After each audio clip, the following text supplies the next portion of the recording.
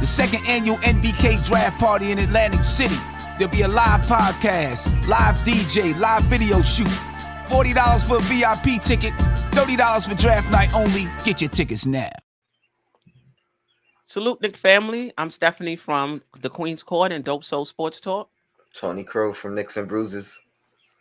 And this is the crossover. Definitely. We're going to go over some of the storylines that we've talked about across the MBK network of shows. But we're also going to talk about some new storylines, some fresh ones. So, Tony, how are you today? Peace, Queen. I'm doing good. Shout out to the chat. Your Black is time. I'm ready. All right. Shout out to the chat. Appreciate y'all rocking with us. Let's start with some draft storylines, and then we'll drop the link for those in the chat who want to jump in and give your opinion. But we talked about potentially trading up for Jaden Ivey. The question I have for you in the chat is, would you trade up for any other prospect? Now, granted, if you're not moving up into 4, you're not going to have to give up as much, right? If you're moving up to 6 or if you're moving up to 8. But my question is, would you move up for a Mathurin? Would you move up for a Dyson Daniels? Or do you have a tier of players that's pretty much equal, and whoever falls to 11, just take whoever's left? Yes. I'll tell you straight up, I'm only trading up for Ivy. I'm not trading up for anybody else. I think I'm more, I've been saying it's more likely the Knicks trade down. I'm more likely to vote trade down than trade up. Because I have like my top 5. I have an order, but I'd be happy with any one of them. You know what I mean? So if I have 5 people on the board, I'm not moving up a spot or 2 or 3 because I'm still gonna get one of the guys I like. Yeah, I agree. The only way I would disagree, or I would do it, is if you're moving up maybe one spot, you're trying to jump over the team right in front of you because you know they're looking at the same player, and it's not going to cost a whole lot. So it'll be 2 spots. 2 spots. Yeah. Depends on what they're asking, what they're asking for. But I agree. I'm sorry. Now, if someone in the top 4 somehow slides because of whatever reason, and now that changes things, obviously. So any one of those top 4 guys, if they slide to 6 or 7, and there's an opportunity to jump up, then yeah, I'll do it. Yeah, shout out to Harlem Girl. I'm trading up to 8, 9, or 10 for Daniels. I mean, I think for me it just depends on what it would take. If it's a few second round picks, yeah. I would definitely do it. But if you have to, give up the 11th pick and another first rounder, I don't know. I would rather hold on to that first rounder for something else when there are other players that I like in the I mean, if it's a pick to be determined and it's heavily protected, you know what I mean? Maybe that changes things. Mm-hmm. But again, so I agree with you. Depends on the cost. Right. But shout out to Chris Hauser. We need Ivy or Mathurin. We need someone who's dynamic. I trade up for them easily. Would you give up another first round pick? So basically the 11th pick and next year's Dallas pick. Would you do that to move up to get Mathurin? I'd do that to get up to for the opportunity to draft Ivy, but would you do that for a Mathurin? Tough question. I don't know. I think there's other guys that could be as dynamic as Mathurin. Malachi, for example, I think he's going to be there. So I think he could be a star as well. So I wouldn't necessarily move up for Mathurin because I don't think there's a chance both of them could be stars. Yeah. The only thing about Branham is he just doesn't have.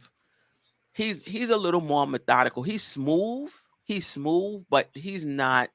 He doesn't have that athleticism that um Mathurin has. But we've all seen players that's not very uber athletic be able to get to their spots and shoot the ball. So he's somebody that can score on all three levels.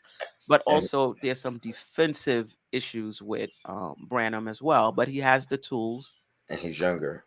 So like when you look at his freshman year and Mathurin's freshman year, you know what I mean. There's a big difference. So now you kind of got to consider the growth from year one to year two and what that could potentially be. So But it doesn't. But it doesn't mean it's going to be linear though. So just because one had a bigger jump from year one to year two than the other one, doesn't but mean that from year two to three it's going to be the same. well, the other one didn't have a year two to compare. So I'm really just basing it off of like like it's more potential now. That's what I'm saying. It's more based off of the potential because there's no telling how much he's going to grow. He's only what 19, maybe even Right. 18. But I know there's he's no one of the youngest in the draft. So but there's no telling how anybody would is going to grow. I mean, if take you the if you take. gauge if you're Mhm. gauging it off of 13 points as a freshman, you know what I mean? Like that you gotta think it's gonna get better than that. You No, know I what agree I with mean? no. I agree with you. But what I'm saying is that can happen with anybody. That can happen with who are we talking about? Mathurin. Mathurin can improve as well.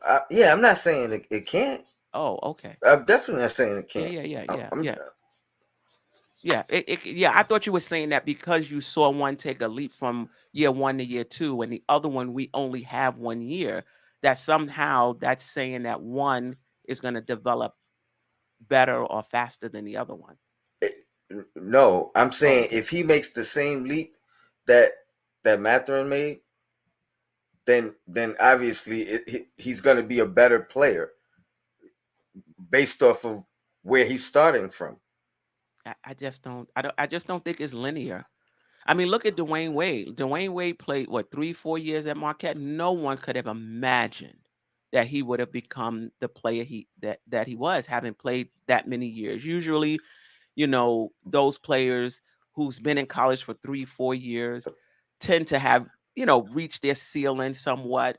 So I agree. He's an yeah, outlier though. It's I'm sure like that that's not the norm.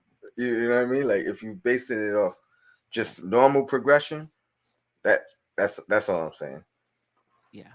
I disagree, but Okay. that's cool. We could agree. We could agree to disagree. Um, let's see what the chat is talking about. They're talking about Randall. Clinton Sims. I would trade up for Ivy, and depending on the price, I would move up for Matherin and even Sharp if the background checks out. Scared money don't make money. All right, I hear you. Um, I like Sharp as well, yeah. but I haven't heard anything about workouts or like Nick's interest per se. So, Hmm. but I Sharp is probably on my list too. But again, I would be more excited if the Knicks worked him out and there's buzz because I expressed my interest in him early in the off season. Right. Kerry Cox. Ivy will cost Obi plus on. He's gonna cost. I mean, I do that too. Ivy, Ivy is gonna cost. And the thing about it is there's no guarantees, even with Ivy.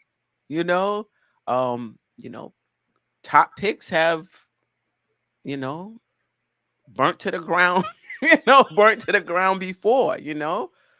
Um, but you just go on your, you go on Good. your gut, you go on the work you put in, and in terms of checking them out. and hoping that that it pays off. But I saw his pro day tape, and his shot looks good. His shot looks good, and I think that's another difference between him and Morant. Morant definitely has better playmaking, better vision. Um, but Ivy looks like he has a better shot. I think he shot like 36% from three in college. So, Ron dropped by the show last night, at least in the chat, and he said, if that's your guy, then you go up and get him.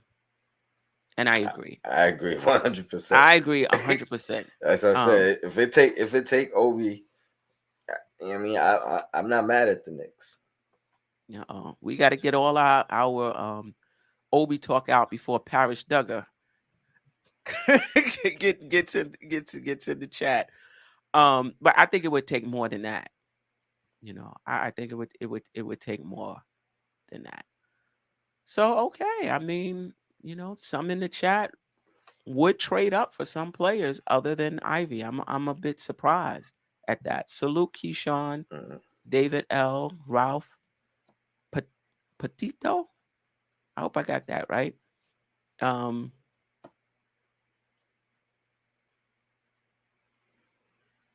Okay. Payback Carter. Steph, you mentioned Wade played 3 years, and look how he turned out. Another player I had in mind like that is Abaji from, what's that? Ochai Abaji from Kansas. Yeah. I know the play he's talking about. Yeah. I like Abaji too.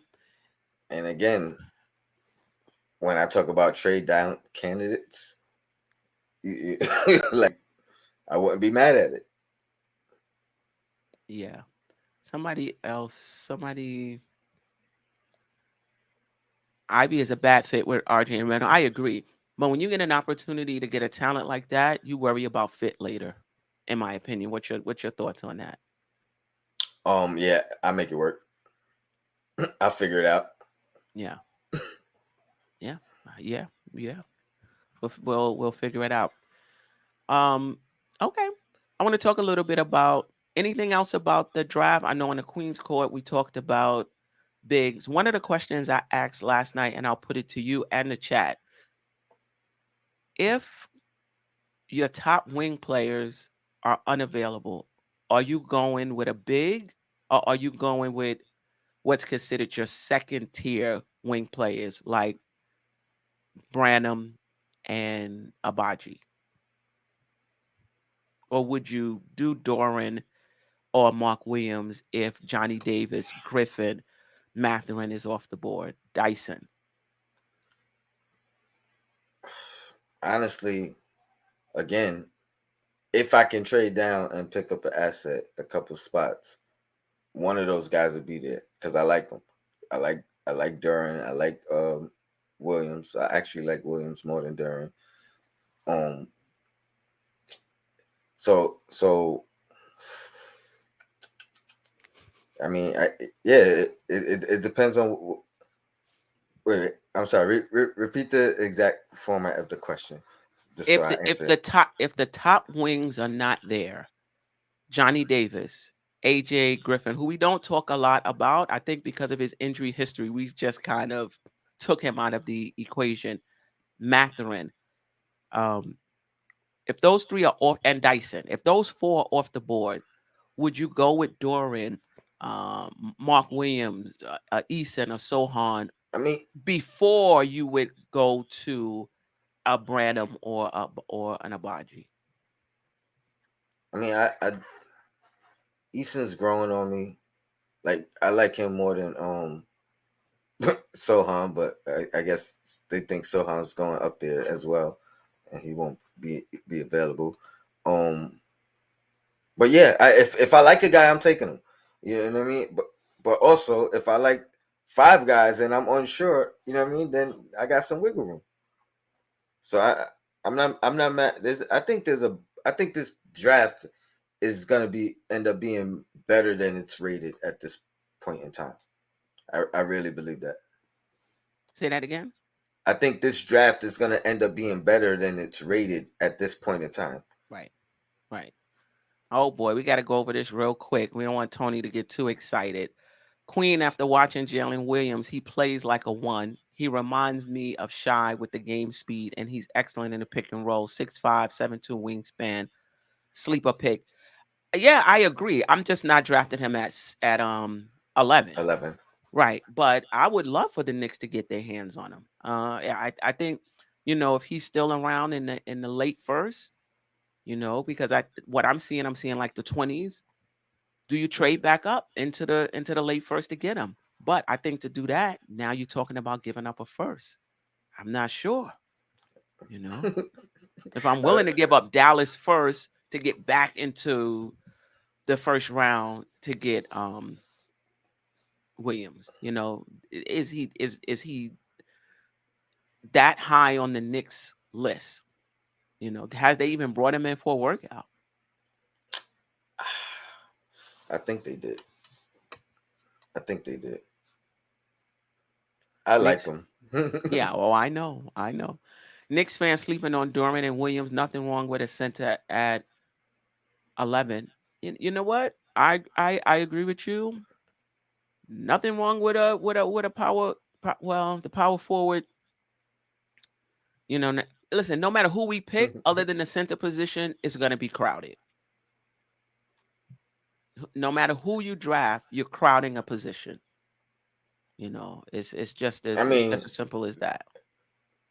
depending on who you speak to, not at point guard, because point guard still seems to be the most glaring need. The problem is how good are the point guards in this draft? So, But this is the and thing, who would be coming in to start? right? But if you talk to fans, you got Rose if he comes back. You got IQ, who people are high on for the point guard position. You got McBride, who people are high on for the point guard position. So now, if you bring in another point guard, it crowds the position. Yeah, depending on who Yeah, you talk yeah, to. yeah. I mean, It crowds the position. Even at center, if Mitch comes back, if he doesn't, it's definitely less crowded. Actually. But anyway, anything else on anything you want to say about the draft before we move on to some other things? get your tickets now. For real. Oh, to the To the draft party for sure. Yeah. Yeah. It's And gonna be lit. yeah, I'm excited. yeah. And obviously, if you can't be there, for sure, watch. I don't see Portland trading their 7th pick. Maybe if they still had CJ, they are looking to trade the pick. From what I understand, they're looking for win now help, and they're not looking for young players. So they are open to moving a pick for a veteran player that can help them now. Do you think Fournier would entice them? I don't think so. I mean, I obviously that would be a swap in Fournier, because I think they're looking to absorb, or you know what I mean. They're not necessarily looking to swap. They're looking to use that as the main piece to get what they want. Yeah. Okay. We'll see if they keep ducking me. If they ain't ducking me, I accept. Yeah. Because And to answer your question, he'll be there on the second day. I hear you. Yeah. All right. I mean, let's move on. Let's talk about the point guard position for the Knicks. I got a few questions for you. I got a few questions for the chat. And as a matter of fact, I was just about to. You gonna do it? I got you. Okay. Drop the link for anybody who wants to come on, talk about what we've talked about already, trading up for someone other than Ivy, drafting a big in the draft. But let's move to the point guard. I have a few questions about the point guard position. Thoughts on, so there's rumors out that the Knicks may be interested in, that Russell may be available.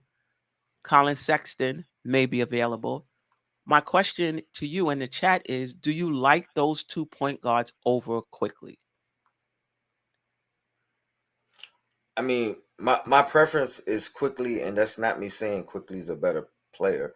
That's me saying I my preference is continuing to watch quickly's progression and his growth.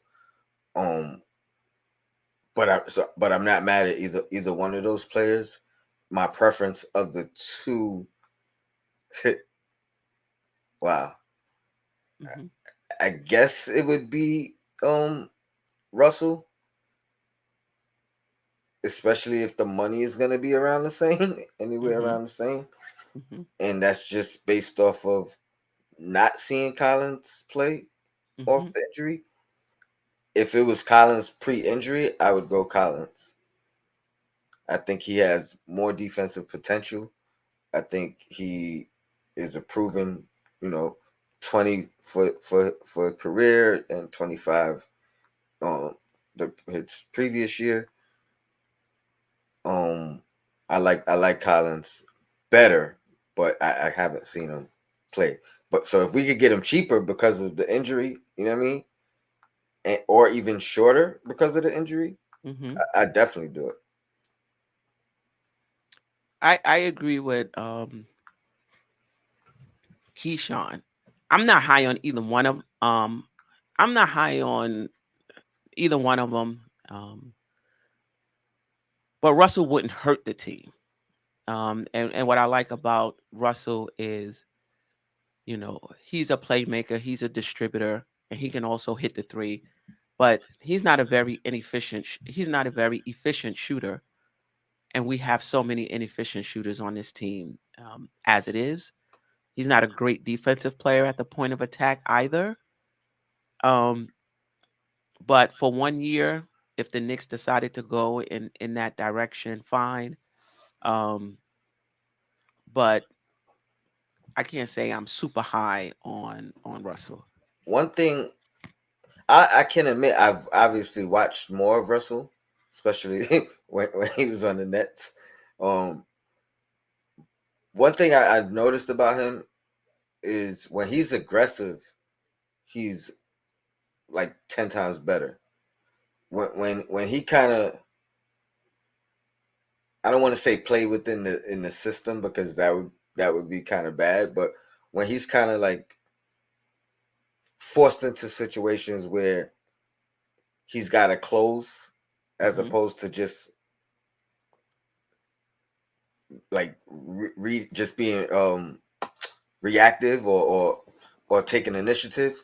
I think he's better when he's doing that rather than they look to him to kind of close out a game or close out a situation. Hmm. He kind of has to do it on his own and make that decision for himself. I think he would fit way better also because of that. So you know what I mean, because we have guys that could kind of take over in spurts, and then he could kind Hmm. of just do it do it when he's feeling that way, when he's feeling aggressive. But yeah, I think he fits. Yeah, and to Rayology's point, you know, he has experience in the playoffs. You know, you can argue that he didn't perform that well, this year with all of the experience that he had. But he's played in big games. I don't think Sexton has, but he's played in big games. Did he play with Randle in LA? He did. I believe he did. Yeah. Yeah, I believe he did. Um, and there was something else I was. Oh, Sexton. Just like with Ivy. What's the fit with Randall and RJ in terms of needing to have the ball in his hands to be effective. You know, and Yeah. not really being a playmaker, but he shoots efficiently. He shoots efficiently, and we need that. And Um, we get we get Mitch back with a guy like that. I think that would be great for Mitch too. Yeah, I mean, yeah, it will be great for Mitch, but to Josh's point, shout out to Uncle Fulio. It doesn't help our spacing issues. You know?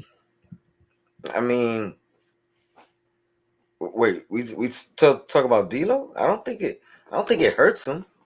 I, No. I'm saying with Mitch, oh, the issue with Mitch, I mean, it's just he's just going to be more of the same. He'll be able to score more points on more lobs because maybe D'Lo would look for him more, but it doesn't solve our spacing issue. I don't think we have as big a spacing issue. I mean, or let me say this.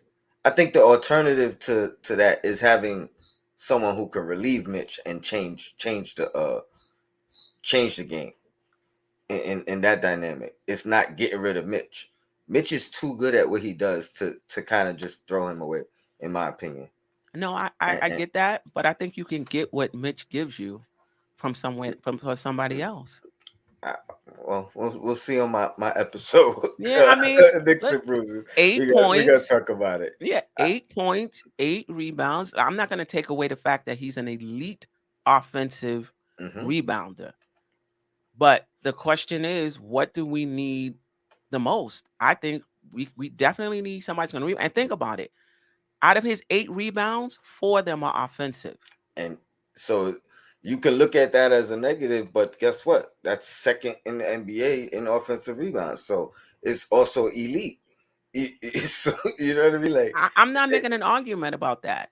It's a it, positive. It's a positive stat. All I'm saying is, if we can get somebody that can give us 8 points, 8 rebounds, stretch the floor, maybe we give up offensive rebound and second chance, some second chance points. But there's a lot of centers in this league that's successful not being an elite offensive rebounder. so You know, why not pair that guy with Mitch rather than because it's one or the other. So, for example, Bam, he's not an elite offensive rebounder, but what he does bring to bring to the team is valuable. So I'm not trying to take anything away from Mitch, but what I'm saying, the fact that he gets you 4 offensive rebounds a game is not enough to say, this is his elite skill. We can't let him go. That's all I'm saying. join me later because I don't want to give away my whole show talking Yeah. on this I topic. mean, we've talked about Mitch forever. I don't think anything is going to change. If the Knicks bring him back, I'm okay. If the Knicks move on, I'm okay. But having somebody starting for the Knicks that can stretch the floor a little bit opens it up for RJ, who takes 64% of his shots below the free throw line. 64% of them, you know? So getting some space for him, and Randle, would help. You know what else will help? Hmm.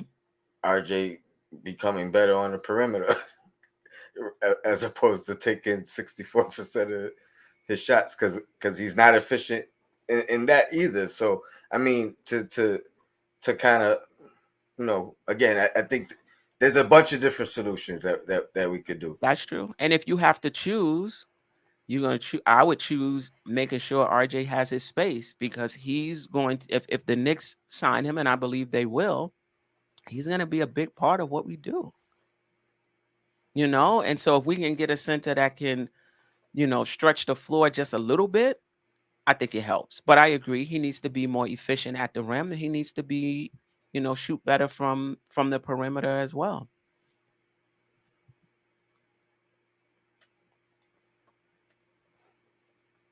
Yeah. So we shall see. But talking about Mitch, let's the Knicks sent scouts out. I mean, not scouts, excuse me, coaching staff out to developmental staff to work with him. So they're still invested, it looks like. And we'll see. We got about 2-3 more weeks Yeah, to see before if the they sign deadline. him, and other than that, he becomes a free agent. And now there's competition. There's competition, for Mitch. All right. So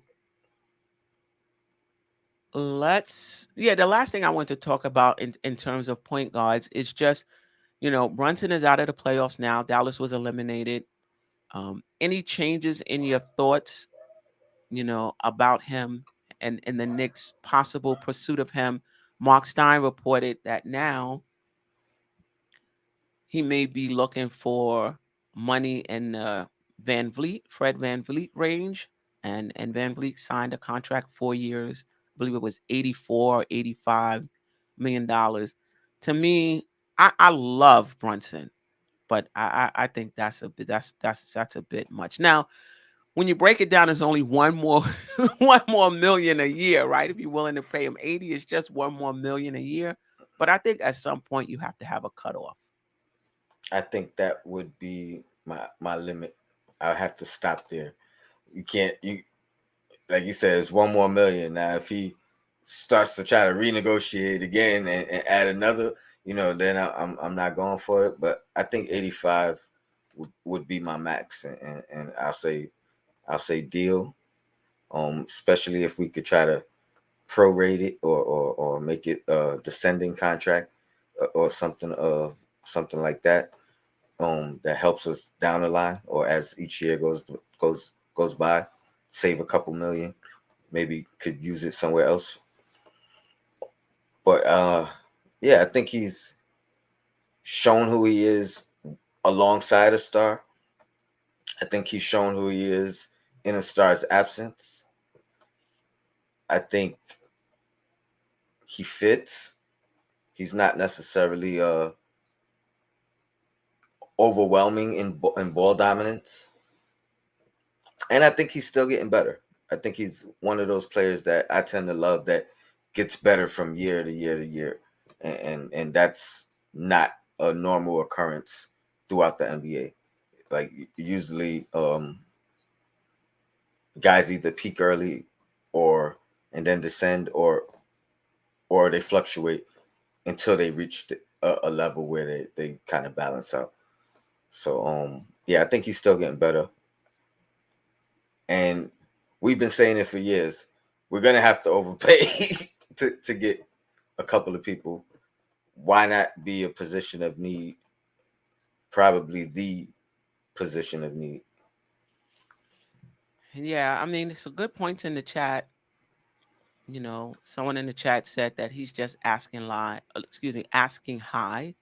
and that he will, he'll settle for less. Um, let's see.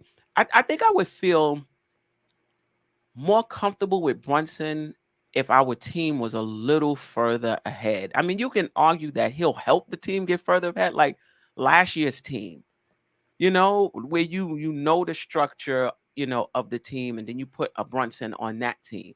I feel like with this team, I don't know, I don't even know who we have. You know what I mean? Like I don't even know. I mean, I guess if you put him with that same starting lineup from last year, he does make the team better. Queen, how about with this? We Hmm. get him. That's one guy that we know who we have, right? That's true.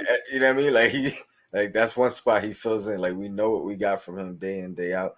I think he, knock on wood, but there's no injury history, so there's no real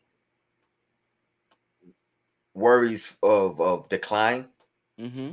You know what I mean? So it's like even if he doesn't get better, who he was this year, if that's who he is, I think that might be exactly what we need. You know what I mean? If that's who he is for 5 years, I think that's a big upgrade at that position Right. moving forward, and a big upgrade from the past. You know what I mean? The past however many years. So I think he'd be the best point guard we had since what? I mean, if you count Jason Kidd, but then since who? Marbury maybe. Yeah. I mean, Billups who for else? a year, who Right. was past his prime. You could argue.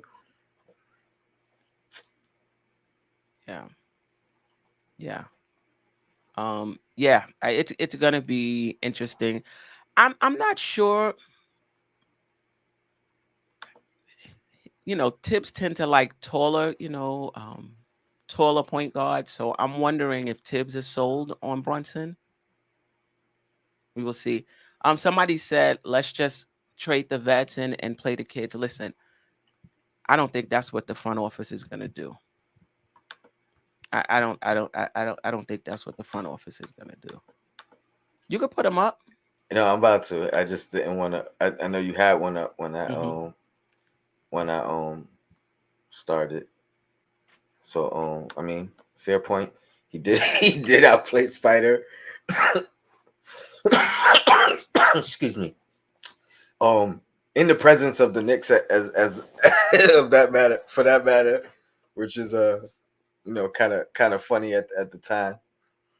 I felt like they're looking at two players at once, Right. and then this one here, RJ's 21 at the end of this Brunson contract. He'll be 25. That's 4 years of quality point guard before he hits his prime. I agree. That's also a great point. And what else we got here? I don't think it's up to the Mavs, Probably sign him. friend.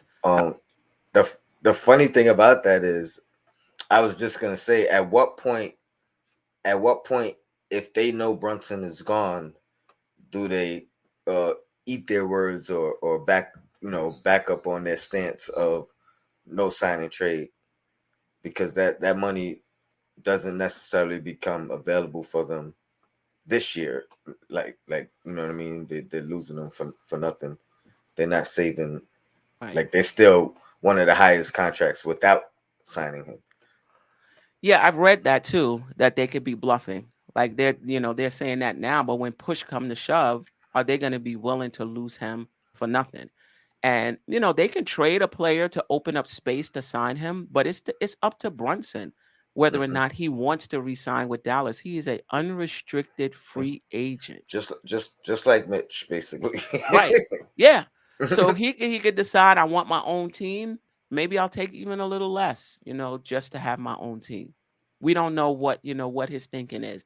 Even with the money that's thrown out there, 80, 85, how do we know that's what Brunson is, asking for? How do we know he wouldn't be willing to take less to get to a spot that's a good fit for him?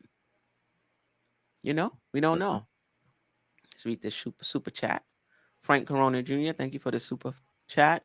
Knicks should follow the Rangers' paths. They traded all of their vets and rebuilt through the draft, and now they're in the Eastern Conference Finals, tied 2-2. Listen, it can happen that way, but there are other teams who also are playing their young guys and can't seem to get out of the lottery. You know what I mean? There's just no guarantees in the NBA, no matter which way you go. Look at OKC. They've been in the lottery forever. Detroit forever. Orlando forever. I So mean, Orlando, I think they kind of just really in their rebuild of getting rid of some of their notable players, Fournier being one. okay, You, yes. you know what I And mean, Vucevic. and they've been in the playoffs, like, I don't want to say consistently, but you know what I mean. They've been teetering, in and out the playoffs, the past couple of years. So, but I mean, to your point, that's still in mediocrity, mediocrity, Mediocrity. and who wants to be there. And so I don't know if that's a better position than, say, a OKC, who is just collecting draft picks, collecting young, talented guys, but not, necessarily collecting wins. Right. But would you agree that there's multiple ways to build a team? Hmm. Yeah, I mean, even I think OKC. I'm not saying they're doing it wrong. You know what I mean? No, Like, no, absolutely. I mean, because their future is brighter and brighter, even with all these consecutive lottery picks. You know what I mean? I think they're drafting well. They're drafting different at times. You know what I mean? It may not be the best player available. It may be the best prospect. Like, they're doing different things in what they're doing. But if I'm a fan of that team, I'm not mad. I'm more anxious. I'm like, man, in four Right, because years, at some you know point, what I mean? Like, in 4 years, right, we gonna be dangerous, and all these guys is gonna be old and right. ready to retire or something. I mean, that the What's hard to predict is who's gonna pop and become a star. That's it. You have a collection of young people, whether that's OKC, whether that's Orlando, Detroit. Who's gonna become a star? Yeah, and it's a luck has a lot to do with it all. I believe, like a guy like Shea Gilgis, who I believe is a star.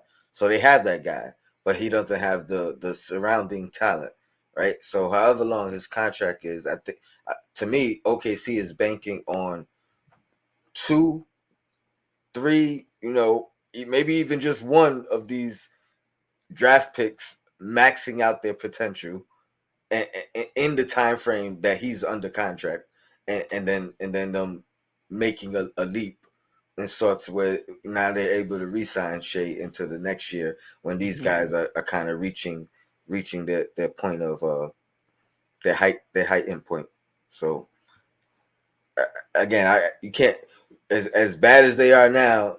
There's an argument that they taking the long road, the detour, Hmm. and they may have to being a small market team and going through what they've gone through in a Durant, a Westbrook, or Harden. These guys asked to leave. They didn't just move them trying to go in that direction. So Yeah. And you know what? For certain cities, and I believe OKC is one, they may not have much of a choice but to build through the draft, unless you're going to trade for somebody. It might be hard to get a free agent to sign there. yeah, and then it's held hostage. They held hostage. Shea Yeah. Gilgis. Yeah. Yeah. All right, let's get to our last topic. I just thought this was interesting. So Johnnie Bryant is interviewing in Utah. There was, thoughts that, Danny Ainge wouldn't hire an assistant coach, that he would look for a coach with NBA coaching experience, being that this is a playoff team. They may not have done as well as they wanted to in the playoffs, but they are, um, they were a playoff team the last few seasons under Quinn Snyder. So Johnny Bryant is being considered. If he's hired, I know there was some thoughts that he's the safety net. If we move on from Tibbs in the middle of the season, we got Johnny Bryant right on the bench that can fill in. Obviously, if he moves to Utah, that's a different story. But the other issue was Donovan asking out. And what I thought was interesting was an article in the Bleacher Report that basically said if he does, New York is not the only team that's going to be trading for, looking to trade for his services. And they went on to list four other teams and what they would offer. So I guess the question I have for you, Tony, is do you think what Miami, Atlanta, and Indiana would offer, and I'll get to the specific trade scenarios, would be better than what they have the Knicks offering? So this is what they have the Knicks offering. Again, this is Bleacher Report. This is just an exercise. Nobody here is we just saying, if he asked out, the Knicks are not the only one that's tell going them, to tell be. them, tell them who wrote the article so they can at that person. All right. And Rayology, should we he probably wants to comment on something let's prior let to him this. in That's just first, and then we'll get to this. and then we can include him in this as well. Before what I mean, Ray, Rayology. Yo, Salute to black the is Hello there. time, baby. Yo, black is time. salute. How you doing, man? How you doing, Queen? How's I'm everything good. going? How are you? Everything is good. Everything is good. Appreciate you. Yep. So what's up? So Go ahead. no, did you popped on? You had something you wanted to comment on? Oh yeah, just the I think I wanted to slip in real quick and just throw this out there with the Jalen Brunson thing. I have watched a lot of Shark Tank, and I watch Mark Cuban and what he's doing. And when this man is aggressive, this man is aggressive. He'll get it done. And if it's a matter of signing, Jalen Brunson, going over the cap, moving guys out the way, Mark Cuban will get it done. I don't see the sort of flexibility that is available for us to, we got to move too many pieces in order to sort of bring in a Jalen Brunson. And it brings a lot of questions in my mind with regards to hiring Rick Brunson, because although, yeah, we can say it's connected to, oh, we are bringing in Jalen Brunson. The reality is that he's been with Tibbs like forever. He's been with Tibbs in Chicago. He's been with Tibbs in Minnesota, albeit the sexual allegations that he had where he resigned and all that. I don't see necessarily the significant upgrade in adding a Rick Brunson, because I don't know if he has sort of the stature like a Kenny Payne or a Mike Woodson, but he's Tibbs' guy.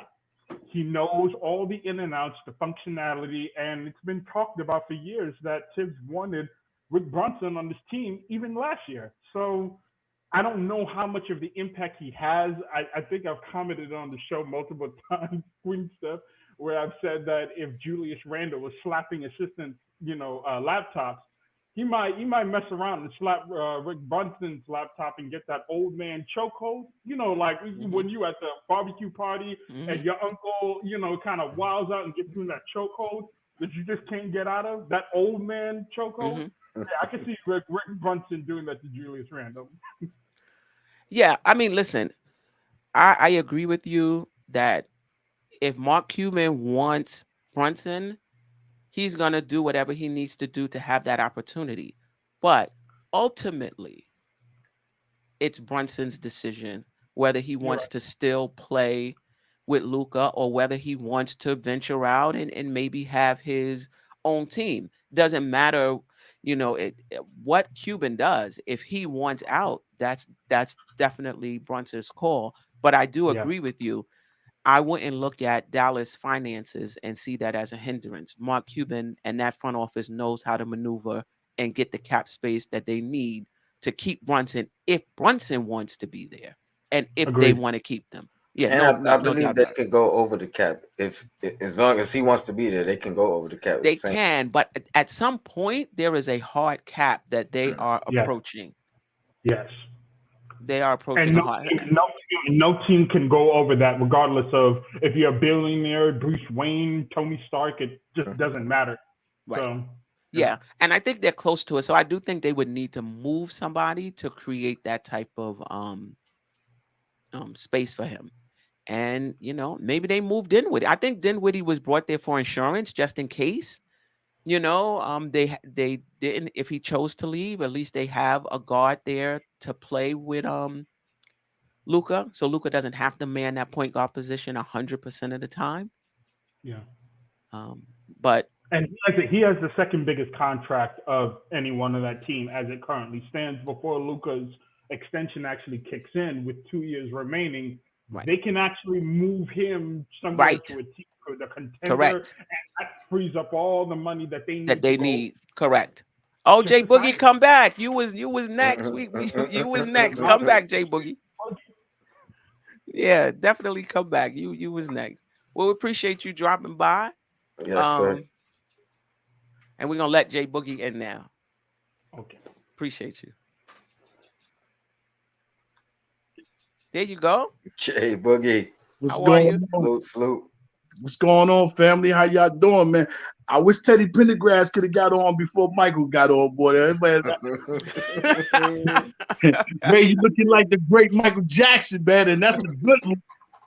Yo, what's happening with y'all, man? Salute, 3 capital S's. What up to the chat? I hear y'all talking, you know what I'm saying?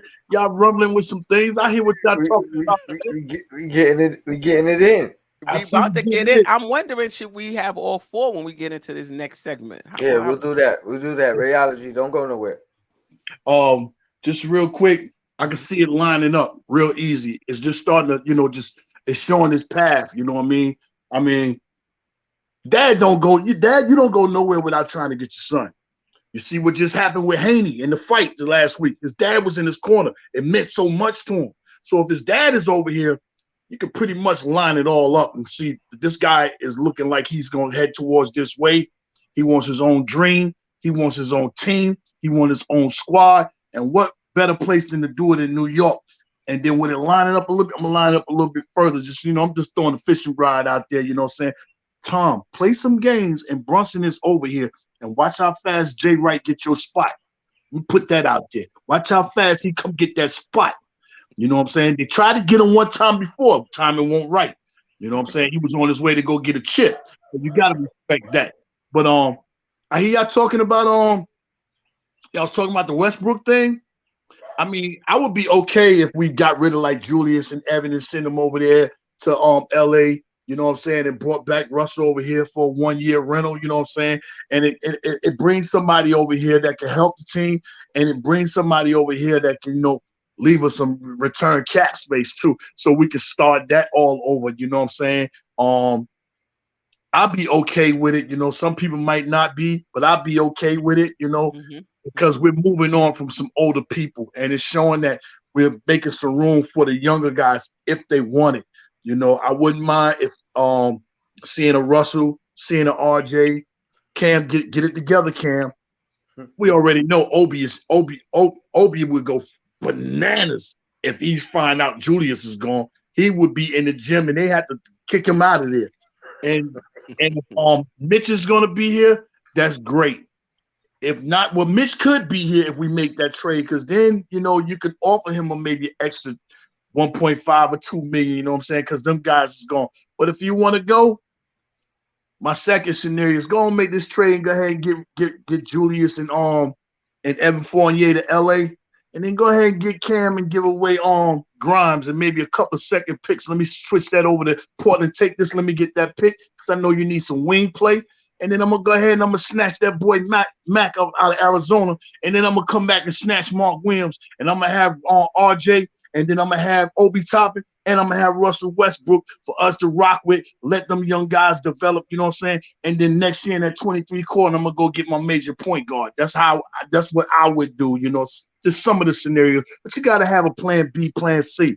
Don't go in there first with a plan A, because if it don't work for us, then I don't want them to get stuck and get in panic mode and, see Schroeder out there and give him $23 million, per year, like they did Evan Fournier, something crazy go off, man. But, I'm really just being patient and being happy, saying the draft is almost here. I know we get ready to do something. I feel like we're going to do something and we're going to be all right with it. It's just the anticipation, the wonder if this going to happen, that's going to happen, what's trade, what's going to happen, free agency, are we going to get rid of Julius? If not, see, Julius is on all over Twitter. He got an 8-pack. Oh, my God. What is Julius? What you plan on doing, Julius? You trying to, you know what I'm saying? Do the I'm back routine? What New York, we here? No, I'm back. It's New York, I'm still here. Yeah, where you thought I was going, man? I wish I'm back. Look up me, nutso. Right. I wish there was a picture that would let us know how his mental is doing. We're gonna have to wait. We're gonna have to wait on that. But J Book, I can't. I mean, I can argue against you, but I like the fact that it's well thought out. You know what I mean? It's a plan. It's a you know what I mean? You cover every angle. Like I've made the argument before, just saying like one could argue. So I agree. If that's a path, the only other thing you didn't mention, unless you know what I mean, we bringing Jay Wright in, you know what I mean? I don't know if that's a for Tibbs to coach, you know what I mean? That particular roster, but yeah, it could definitely work and then work long term with the cap space in the future and the young guys. Well, he's got a guaranteed 3, so he's already at 3. This is guaranteed. After this right here, we can get rid of you at the deadline. So, you know what I'm saying? Leon will honor his deal for him, So with that being out the way, Leon is telling everybody he want to go young, he want to go youth. Tom still want to try to win it right now. So they still on the same, they're still not on the same page. So something is going to happen, you know what I mean? And I think I'm about over Johnny. Johnny, appreciate you being here. You know what I'm saying? I appreciate the time that you spent with us, the things you tried to learn and teach the guys, you know what I'm saying? When you sign your contract, man, just know Jay Boogie said, I appreciate you here. Because he's gone. Won't come back for. Unless Spider say, no, I'm gone. That's the only way Johnny comes back. And then you look for Johnny to come back and get that spot and hope Spider comes. Bring that web all over the buildings or something, man.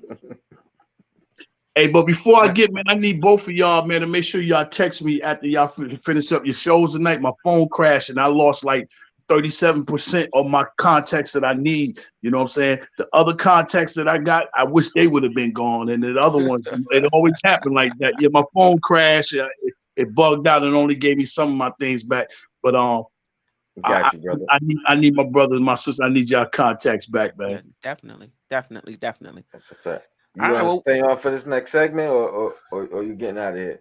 I'm probably gonna I'm gonna pop back on for the you know what I'm saying, for my sister right there. Yeah, okay. it's my sister. Get ready, come on, man. Yeah, you know I show love. I gotta show love for you and her, man. I can't show you love and not give her love. You know, y'all. You know, Appreciate you. I gotta rock with y'all, man.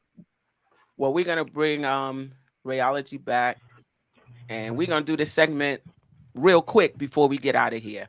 Right. So basically, if Donovan Mitchell acts out, there's going to be competition. So everybody talking about the Knicks is not just the Knicks. Even though he's from here, there's other teams that also can put together pretty good packages for Donovan Mitchell. So I just want your opinion on this article from the Bleacher Report. This is what they have the Knicks giving up. And then I want you to think if those other teams are just as strong. I definitely think Atlanta's is. So they have the Knicks giving up. Now, I know you may not agree. I'm just telling you what Bleacher Report is. Yeah, you gotta tell them who wrote it. Tell them who wrote it. It wasn't. So they can add right. This is not me. This is Bleacher Report saying this would work. RJ Barrett, IQ, Fournier, and a first round pick, a 2024 first round pick. Now, they got Atlanta giving up, and I think this is pretty strong.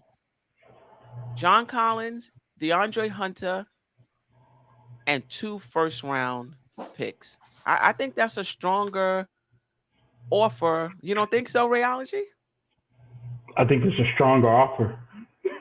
You don't? No, I think that's a stronger offer. Oh, I do. I think that's a I think that's a stronger offer as well. Now, Miami's offer: Hero, Duncan Robinson, Yurtseven, and 2 first round picks. Excuse me, a first round pick and a first round pick swap. I don't think that gets it.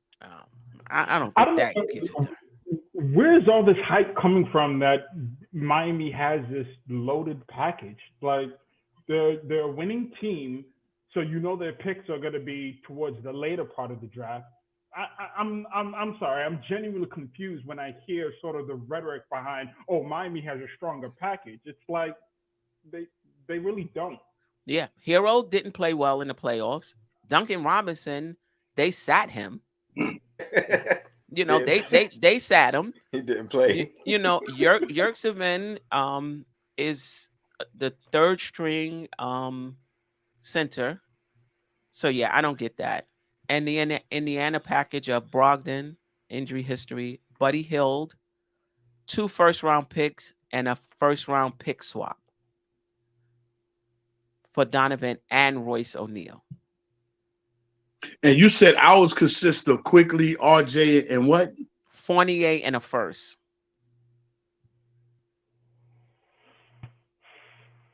Well, there is the French connection. And you know what? I don't think our package is that bad. Like now that I'm really thinking about it, because I mean they banking on RJ's potential obviously and who he's gonna end up being, but Fournier being serviceable and having a relationship with Gobert or already with the they on the French national team together, right? So Yep. So that they may actually, like, because if they're moving Mitchell, I think in a sense they're saying that we believe in Gobert. You know what I mean? So I'm just saying, like, there's that connection, and then quickly, I don't think that's a bad package at all. We may have to entice somehow. We may have to throw in the second. I think that's what I was about to say. I'm like, remember, Danny but it's Ainge still is better a killer. than I thought. Yeah. Oh yeah. Yeah. You can't Danny negotiate Ainge with. Is a killer. We don't negotiate with. He's terrorists. not taking that. He's not he's not taking that. Yeah. But the the fact of the matter, and Sim brought this up on the show last night, is we have a lot of young players, so we would still have young players left for those who are very concerned about still having homegrown talent on the roster. You would still have homegrown talent on the roster in this scenario where you're just giving up one. I don't know if this would go through though. No, it won't. I mean, listen, our biggest problem as it stands right now is consolidation, because there are questions all up and down this roster. We don't know who's what. And Queen, you mentioned it earlier. Who's the guy who, just all the questions between, is IQ a point guard? Is RJ the man? Which leads to the Max conversation, which goes down to Cam Reddish. And is he still going to be here? And of course, finally, 8-pack Julius Randle. And I don't know. I generally don't know what direction to really go in with this team. But I will say this. The Utah Jazz have an All-Star game, I believe it is next year in Utah, right? Yes, yeah. It is. Donovan Mitchell is not going anywhere. I see Rudy Gobert being the guy that is moved. I haven't done a whole lot of research in terms of what are actual fits, but I don't know. I mean, his say Chicago's going after him heavy. And then Mitchell Robinson. If they can't get Gobert, Mitchell Robinson's supposed to be number 2 on their list. They're that low on Vucevic? Okay. I mean, is he he's still under contract? I think they're looking for a defensive-minded center. Okay. Yeah, I like Vucevic for what he does offensively. Jay Buggs, any thoughts? I believe whatever team can offer Utah the most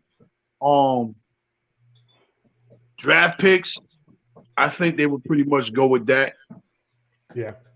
Because do you increase the draft compensation for Spider in that scenario, or do you, at what point do you say, nah, I'm not doing that? Do you do 2 firsts and the swap? You said quickly, RJ and Evan. I gotta pull and a first round pick. And a first round pick? 2024 first round pick. I gotta pull one of them back and put Julius in that thing. I gotta put Julius in that and probably offer 2 first round picks. So if you doing Julius and RJ? No, I got to pull one of them back, and it'd probably be RJ. But the point is, if they're giving up a young star, you think they're gonna want Randle, and that's the issue with us. We want to get rid of him, but we think the other teams don't see what we see. The other teams see what we see as well. I think we undervalue Randle. So in that sense, I can see a trade focus around Randle and whatever other compensation, and them considering Randle still a young, I'm not gonna say superstar, but you know what I mean, like a young guy with star potential. You know what I mean, like I don't think they think Randle has star potential. I think they know what they would get from him. But I don't think that they would take him banking on upside. I think they would take him banking on what he is, 20, 10, 5, somebody that can score the ball, can rebound, can assist a little bit. Are we just gonna disregard the year before this past year? But okay. I mean, it was an outlier. It was an outlier when you look at the rest of his stats. And if we're that high on him, why are we trading him? I don't think we're gonna do anything. I don't think we're gonna do anything with. I think we're gonna let Julius come back and see if he can uplift his own. You know what I'm saying, by the deadline, and see if we can get some people to bite like that. But right now, we're not in position where we can trade him because of what happened, and then we're not in position for somebody else to want him. First somebody got to want him at first, and then we can give him away. Right now, if we give him away, they in position to tear our mouths off for Julius because they know we just want to dump him. So I think we need to let Julius get his value up or whatever, you know what I'm saying? Then maybe, refurnish this thing around the trade deadline, you know what I'm saying? And during the season, and then see what. But I'm not giving up. I'm not giving up quickly, and I'm not giving up RJ. You know what I'm saying? To bring Spider over here. I'm not. But Julius Randle has the most value. Oh, I'm so sorry. No, it's okay. Go ahead. Oh no, I was just saying. I think Julius Randle has the most value right now than he ever kind of has, and I know now, coming off the season he came off. Just hear me out, because I thought about this the other day. I was thinking to myself, like, context matters, right? Perspective matters, and so much of what we think about Julius Randle comes so heavy with the New York fan base that we don't consider the fact that the playoffs just happened. There are multiple teams that are looking to retool, and there are multiple teams that are looking to win right now, i.e. Sacramento Kings. They're in the final year as a front office. They're in trouble. I called this out on Blanche Tears not too long ago, many months ago, I guess, about Utah and Utah having real problems before, all the problems started to surface among certain, fans within the fan base. Sacramento is looking to win right now. They have to win right now. And I know you guys may disagree, but I think Julius Randle would pair very nicely with a 6'11", occasional stretch 5 who doesn't clog the paint. I'm just saying a Sabonis-Randle front court duo kind of makes them formidable to, move up in the Western Conference standings. Like, who's stopping that in the Western Conference? And it's just something to think about. It's not, Sacramento would have to think about it, whether that would work for them. There are some people I've talked to within the Sacramento community. What would you think about a front court pairing of Randle, Sabonis, and creating a big three with Randle, Sabonis, and Fox? And that makes them better than Minnesota, Portland, and New Orleans Pelicans, in my opinion. With Mike Brown heading over there as the coach, he's been under Steve Kerr, so he's developed some chops and developed some new schemes and systems. I mean, you got a stretch 5 big that is a playmaker. Maybe he's not a Jokic, but he's got some Jokic playmaking, tendencies. And Julius Randle, who's moved his game to the perimeter. I don't see how that doesn't work. I mean, you're already putting him at the 5, so it's like, don't talk to me about defensive avenues or whatnot, because if you're putting Sabonis at the 5, you're not really up for defense. What you're really up for is versatility in that pick and roll game that Sabonis and Fox run. Not to mention, all the attention gets averted to Fox and Sabonis. So you're telling me Julius Randle can't duplicate a 20, 10, and 5 again? I think it kind of makes. No, she said that's what he is. No. I'm saying, yeah. I mean, saying. Let's see. I mean, that would be for Sacramento to answer whether that would work for them. For Utah, unless they're getting off of both Gobert and Donovan, I don't really like a Randle Gobert pair. But if they like it, then we love it. Right? If they like it, then we love it. So, quick question. Be honest with you. If you want that 4th pick in Sacramento, you got to go ahead and just give up quickly and top it. They'll take both of them straight like that. Reason why they won't take Julius over there, because you got to look at the coach that's getting ready to come over there from Golden State, and he's going to bring in over that passing system. You can't be over there like Julius holding on to the ball. So that's not even going to work. I'm just keeping it real. The coach that's going over there is not going to want Julius. But if you go ahead and say, I'm going to send you quickly and I'm going to send you Obi Toppin, that might work for them. Because the coach, he can fit inside that Golden State system. You have somebody running, you have somebody that can cut, move, pass, shoot the trade, all that. You know what I'm saying? That's, something that they might look for. On return, give me that 4th pick and give me that boy Mitchell out of Baylor that you got over there that's going to be sitting on that bench. Let me get him. I'm not just going to give you anything, but I take that boy Mitchell that come from Baylor and got that championship, bring him over here, let him help us with a point guard situation until we figure something else out. But that's you can't go to Sacramento with Julius. And who are you drafting? Wait, why not? Wait, time out. Why not? I mean, because of the coach that's going there. He's not taking that job if they not letting him become the person and run it. Trust me, you're not going to Sacramento just to go to Sacramento. Are you gonna let me call a shot? Okay, if you let me call the shots and I'm putting together the team on my own, then we can do this. If not, I'm not coming. So, I feel you, J Boog, but at the same time, that's not part of the coach's job description. So you know what I mean? Like he may be able to give some insight or say his preference. I mean, look at Tibbs and the speculation of not wanting Kimba and still bringing Kimba in. Like that's the problem. But wasn't Tibbs like that in Minnesota? Say that again. Wasn't Tibbs like that in Minnesota though? He had two hats. Yeah. Okay then. Yeah. If you give him both jobs, then I feel you. See, that's what I'm saying.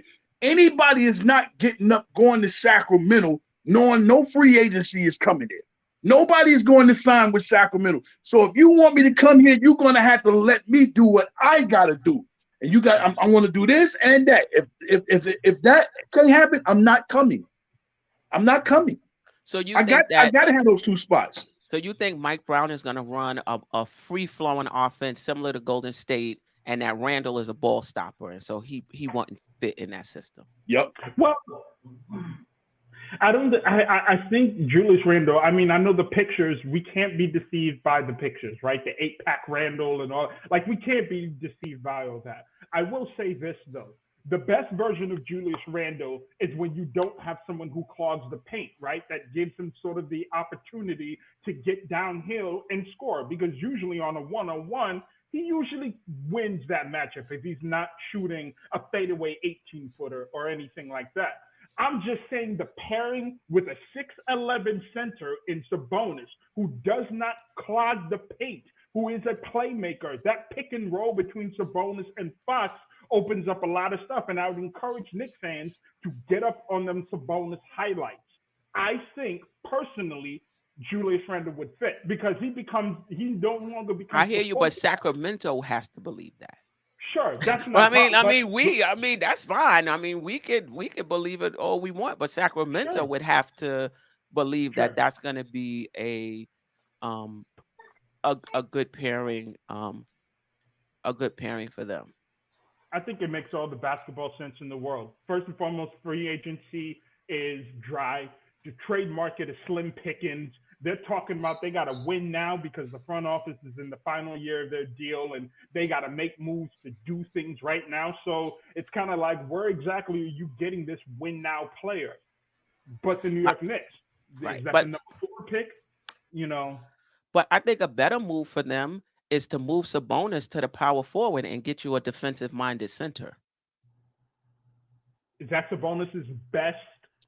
I mean, he's worked more efficiently at the 5 when it's him operating at the 5 as a 6'11" center. He could do both. He could play. He could play power forward. He could still do the same things.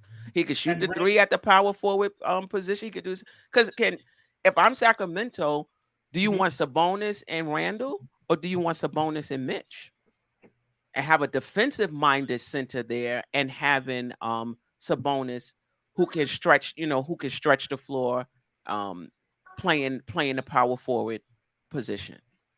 I mean, I'd rather have the versatility between Julius and again, because of Mike, I have to believe that because of Mike Brown's experience in Golden State, where there is so much versatility, I see the versions where it's like I can make Randle play a small ball 5 and he can play power forward. Sabonis can play center and power forward.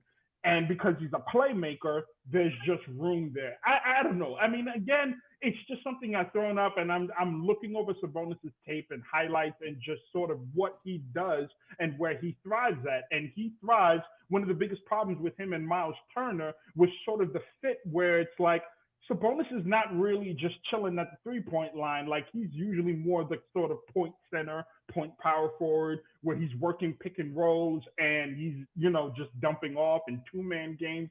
I think Julius Randle can work on that because he no longer becomes the focal point. You got to worry about Sabonis and Fox. Who's paying attention? Like, are you doubling De'Aaron Fox? Are you doubling Sabonis? Are you doubling Julius Randle? I don't know. I mean, I just think it makes too much basketball sense in my opinion. But, some may say no. And that gives us opportunity to trade up to the number 4 spot to get Ivy. And if we're not getting Jaden Ivey while also giving them the 11th pick, they still have the opportunity to get Julius Randle and still draft a Johnny Davis or a Malachi Branham or someone, AJ Griffin.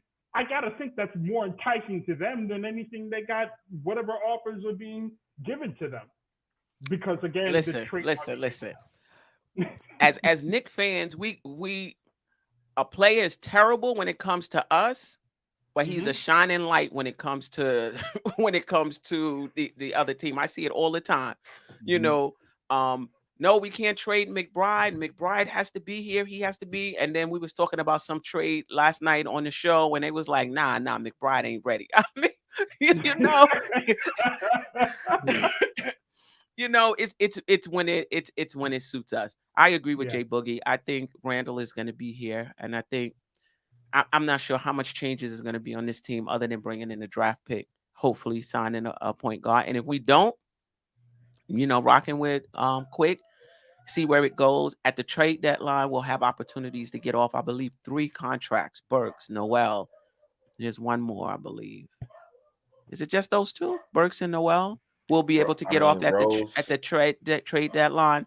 Rose. And then the next summer, we'll have all the free, we'll have cap space. Not that we have a history of doing great things with cap space, though. Hey, I'll just laugh at what is that, Nick Film School? His thing was cap rules everything around me cream. Right. Boy, what we be doing with that cap, boy. Exactly. Leon got to stay off that poker table, boy. I'll tell you.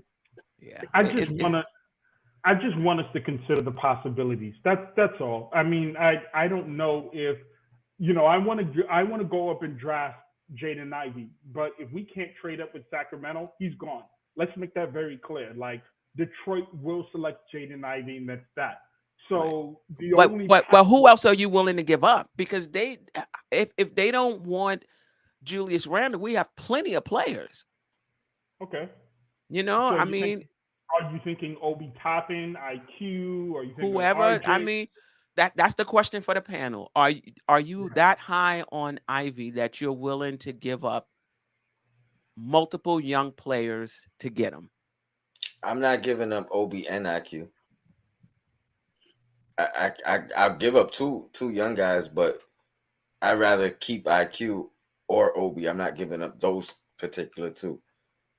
Especially, I mean, it's definitely enticing, I think, to them, because I think they are a tandem. I think they are like our future dynamic duo, if you will, and that kind of I'm with you, Sherman. We think it's too much, and Sherwin is saying, "I'm sorry, they're not taking that for the 4th pick." Yeah, that they're not taking IQ. They're not taking IQ and Cam. I don't know that. Oh well, no, IQ and Obi for the 4th pick. Because you gotta listen. You got to keep in mind. Philosophy of a win now. That doesn't even fit a philosophy of a win now. IQ and Obi are not win now moves. So I'm trying to cater to their whole we got to win now sort of type players, which is why I threw Julius Randle into the pot. That doesn't mean that you don't add on, but you're moving from the 11th pick to the 4th pick. You're going to give up some stuff. Sorry, that's just going to happen. Yeah. Old boy might come there and take that seat and trade Fox up out of there and just start building from the draft. Ain't no telling what he might do now. Yeah, that's true. Yeah. That guy over there from Golden State now, he might take, the pages, but that's how Golden State did it. They built it through the draft. He might come over there and do that. I'll be honest, I don't know what they're gonna do. I'm just a Bill. Yes, a more Bill.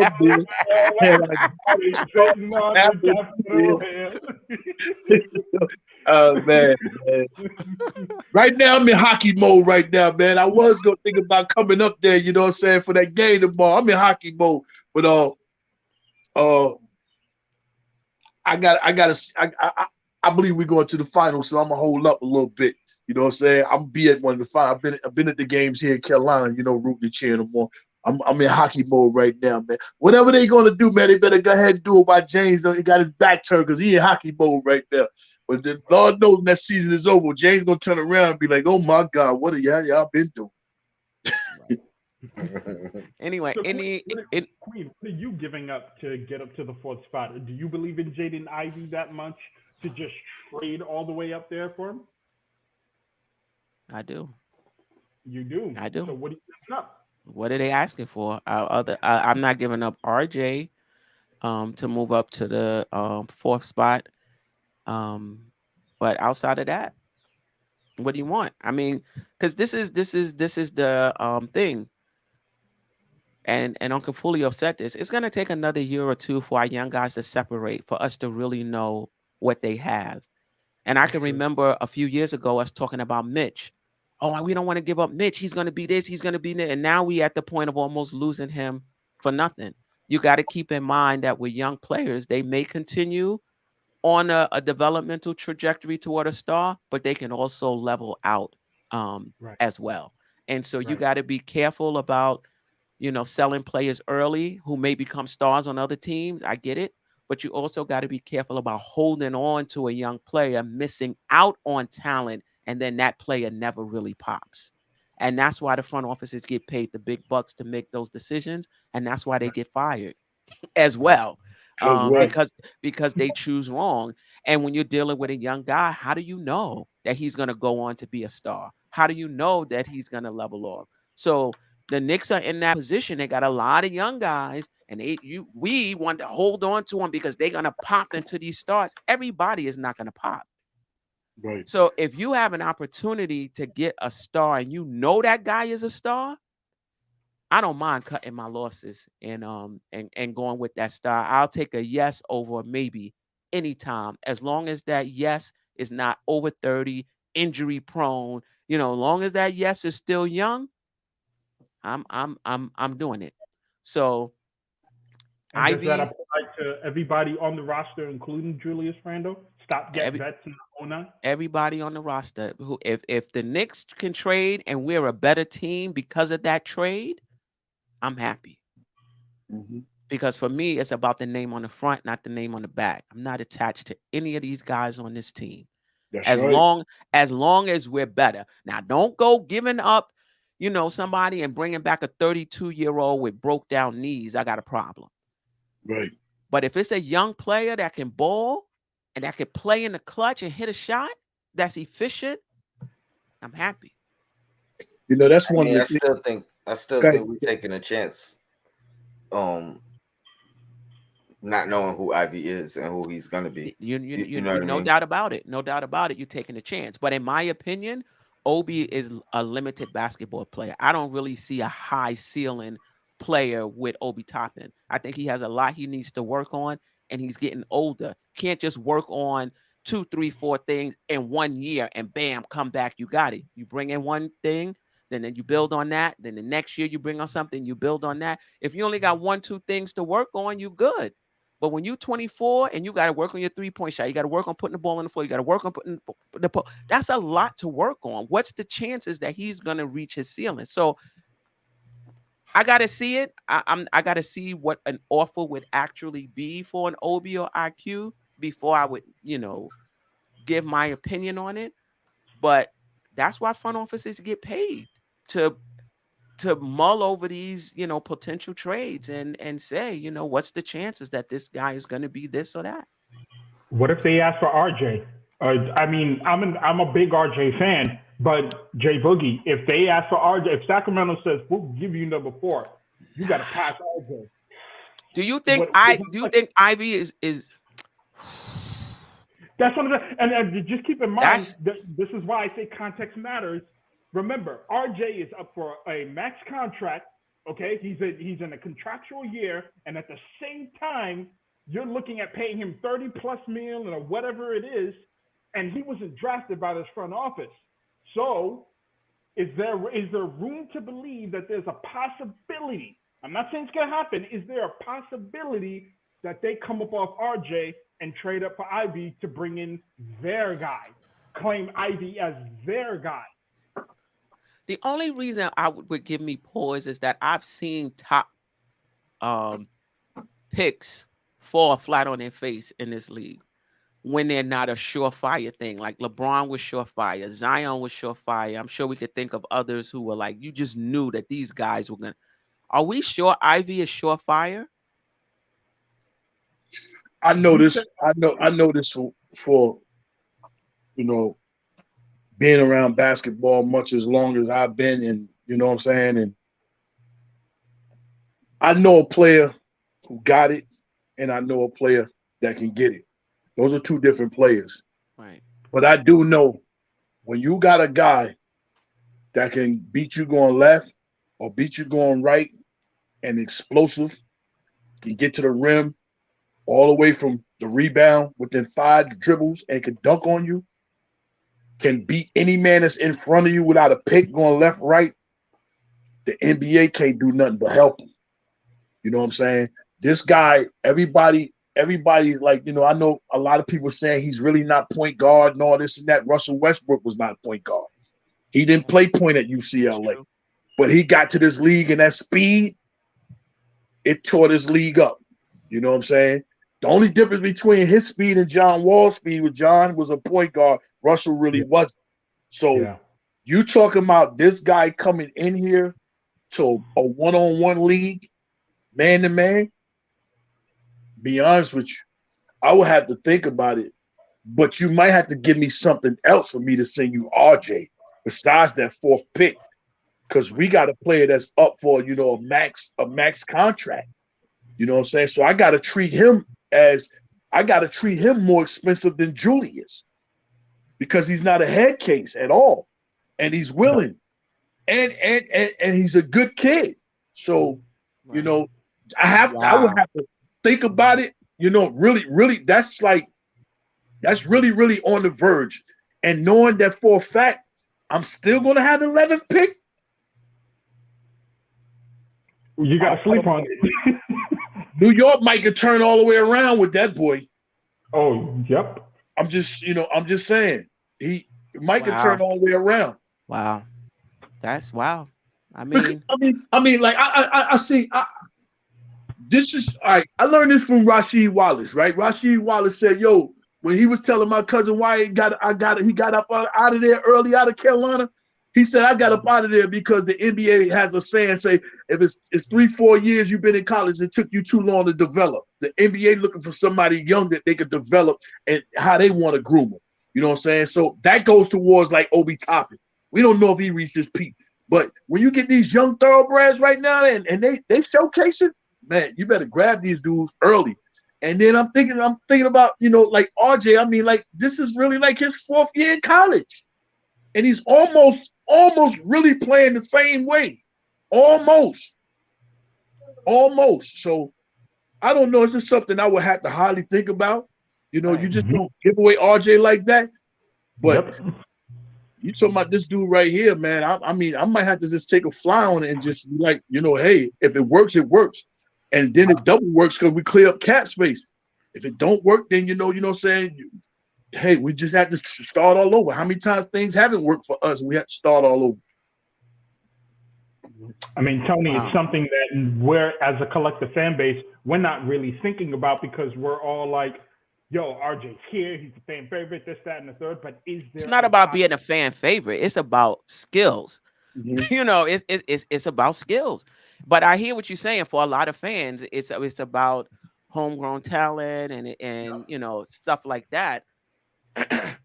For me, it's about what's the skill level. You know, what's the skill level. I mean to blow up your chat, by the way, but it was just something I was thinking about last night. Like, wait, could this front office do the unthinkable? And then I really had to think about it throughout the day. Like, yo, RJ is not this front office's pick. He's up for a max contract. We don't believe that he's a max player. Is there a possibility that Sacramento says, you'll get the 4th pick, you just got to pass over RJ? Like, come on over. And I really started to think about it like, yo, Queen, like I really thought about it. And I'm still thinking. I mean, He's not. I mean, it has crossed my mind, in terms of the max contract. It has crossed my mind would they trade if RJ is and his team is adamant that they are not going to sign for less than the max. Would the Knicks trade him prior to would the Knicks trade him as opposed to sign him to the max if he's adamant that he's not going to sign for less? Right. More questions than answers. Yeah.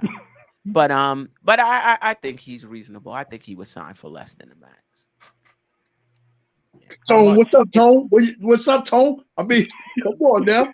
Hey, I'm picking you the brain. You sitting over there too much now. I was, and then I zoned out for a second. I'm reading the chat, and you gotta love the chat, man. You gotta love it, man. Love the chat.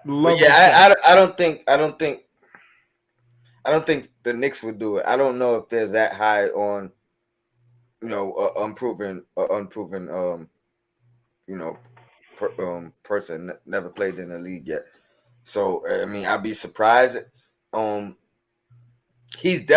think he's definitely worth the 4th pick and nothing else. And now we got the 4th and 11th, so it definitely is intriguing as far as that, because now we talk about Ivy and whomever we get at 11. And when I look at it that way, that might end up being more valuable than RJ. You know what I mean? Like, you got 2 cracks at guys peaking. So, I mean, I get the argument, and I would probably have to think about it too. I don't think anybody here is saying trade to the chat. I don't think anybody here is saying trade RJ for the 4th pick. All I'm simply proposing is there a possibility?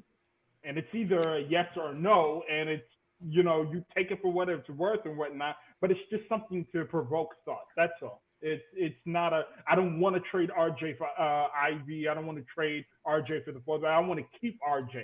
But at the same time, we don't have access to MSG. We're not employees. We're not on that payroll. Like, Dolan does not pay us, or does he? No. I wish. I take a check. I take a couple of checks. Over, especially over some of them guys that's getting them checks. Right. I give a check just to give his opinion. Terry. I'm gonna tell him to go sit down and play that guitar. Man, we can make this track. Yeah. Right. Hey, I'm getting ready to jump off, y'all. Yeah. I right. appreciate you dropping. We get ready to get out of here as well. Yeah, don't forget to text me that information, y'all. We'll do. I got you. All right. Hey, Ray. Yo. Bless you, brother. I see you on the next one, man. Blessings, you look like Men in Black, boy. I tell you what. Yo, Black is time, baby. Yo, Black is time. Salute.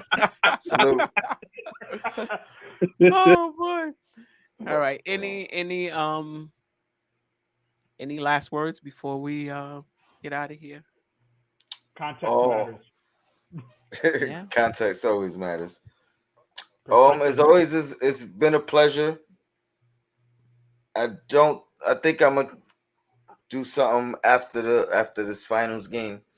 So look out for the Knicks and Bruises late night tonight. And yeah. So next week, if not.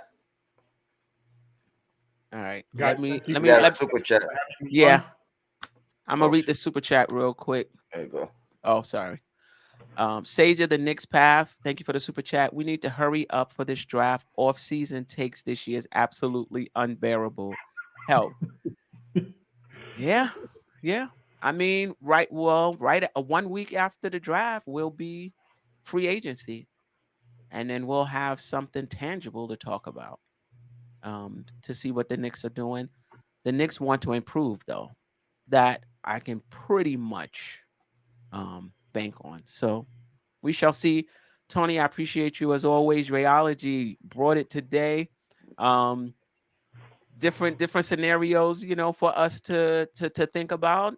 And we don't know what the Knicks will do. I think that at some point we're not going to be able to sign 8 young players under 25. Somebody is going to be moved, you know. So everybody get their heart medication, blood pressure medication, whatever it is you take to calm you down, because at some point somebody is going to be moved. You just can't sign 8 players. 8 young players. You're just not going to be able to do it. I'm sorry.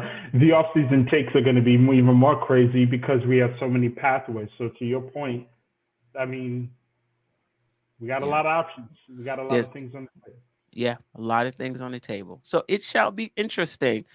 But to the chat, I appreciate you guys rocking with us. Always a pleasure. We're out of here. We'll be back Monday for the Queen's Court.